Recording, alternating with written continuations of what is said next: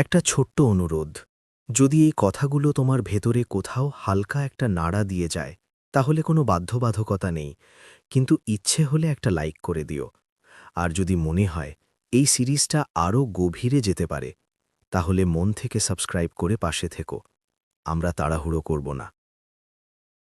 এমন এক যুগের কথা ভাবুন, যেখানে কম্পিউটার শুধু কমান্ড ফলো করে না, বরং মানুষের মতো কথা বলে, লেখে, এমনকি চিন্তাও করতে পারে। আজ আমরা এমন এক যুগে আছি যেখানে এআই এসে লিখতে পারে, কোড লিখতে পারে, এমনকি বিজনেস আইডিয়া পর্যন্ত জেনারেট করতে পারে। এই এআই রেভলিউশনের পেছনে যে কোম্পানির নাম সবচেয়ে বেশি শোনা যায়, সেটা হলো ওপেন এআই। কিন্তু প্রশ্ন হলো, একটা রিলেটিভলি ছোট রিসার্চ ল্যাব কিভাবে কয়েক বছরের মধ্যে পুরো টেকনোলজি ইন্ডাস্ট্রিকে বদলে দিল? আর কিভাবে তাদের তৈরি একটি টুল, চ্যাট জিপিটি, মাত্র কয়েক মাসে 100 মিলিয়ন ব্যবহারকারী পেয়ে যায়? আজকের ভিডিওতে আমরা জানব ওপেন এআই এর রাইজ, চ্যালেঞ্জেস এবং এআই রেভলিউশনের পেছনের আসল গল্প। এই গল্প শুরু হয় 2015 সালে। সে সময় এআই নিয়ে কাজ করছিল অনেক বড় বড় টেক কোম্পানি, কিন্তু বেশিরভাগ রিসার্চ ছিল ক্লোজড ডোরের ভিতরে।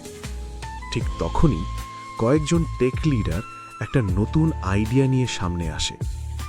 এই ইনিশিয়েটিভের সাথে জড়িত ছিলেন ইলন মাস্ক, স্যাম অল্টম্যান এবং আরও কয়েকজন সিলিকন ভ্যালি এন্টারপ্রেনার। তাদের গোল ছিল একটাই, এআই যেন শুধু প্রফিটের জন্য না, বরং মানবতার উপকারে ব্যবহার হয়। এই ভিশন নিয়েই জন্ম নেয় ওপেন এআই। প্রথম দিকে ওপেন এআই ছিল একটি নন প্রফিট রিসার্চ ল্যাব। তাদের মিশন ছিল জেনারেল আর্টিফিশিয়াল ইন্টেলিজেন্স যেন পুরো মানবজাতির উপকারে আসে। প্রথম কয়েক বছর তারা মেইনলি রিসার্চ করছিল। তারা ল্যাঙ্গুয়েজ মডেলস, রিইনফোর্সমেন্ট লার্নিং এবং মেশিন লার্নিং নিয়ে এক্সপেরিমেন্ট শুরু করে। 2018 সালে ওপেন এআই তৈরি করে জিপিটি মডেল। জিপিটি মানে জেনারেটিভ প্রি-ট্রেইনড ট্রান্সফর্মার। এই মডেল মানুষের ভাষা বুঝতে এবং জেনারেট করতে পারে। তারপর আসে GPT-2 আর এরপর GPT-3। GPT-3 এত পাওয়ারফুল ছিল যে এটা মানুষের মতো প্যারাগ্রাফ লিখতে পারত। কিন্তু তখনও সাধারণ মানুষ এআইকে এতটা ব্যবহার করছিল না। সবকিছু বদলে যায় 2022 সালের শেষের দিকে। ওপেন এআই লঞ্চ করে চ্যাট জিপিটি এবং মাত্র কয়েক দিনের মধ্যেই পুরো ইন্টারনেট এই এআই নিয়ে কথা বলা শুরু করে। কিন্তু ওপেন এআই এর জার্নি মোটেও সহজ ছিল না। প্রথম বড় চ্যালেঞ্জ আসে ফান্ডিং নিয়ে। অ্যাডভান্সড এআই ডেভেলপ করা extremely expensive. AI model train করতে লাগে massive computing power, huge data sets, billions of dollars. একটা বড় এআই মডেল ট্রেন করতে কখনো কখনো হান্ড্রেডস অফ মিলিয়ন ডলার্স খরচা হয়। এই সময় ওপেন এআই একটা বড় ডিসিশন নেয়। 2019-এ তারা ক্যাপড প্রফিট মডেল ইন্ট্রোডিউস করে, মানে কোম্পানি প্রফিট করতে পারবে কিন্তু আনলিমিটেড না। এই সময় মাইক্রোসফট ওপেন এআইতে বিলিয়ন ডলার ইনভেস্ট করে।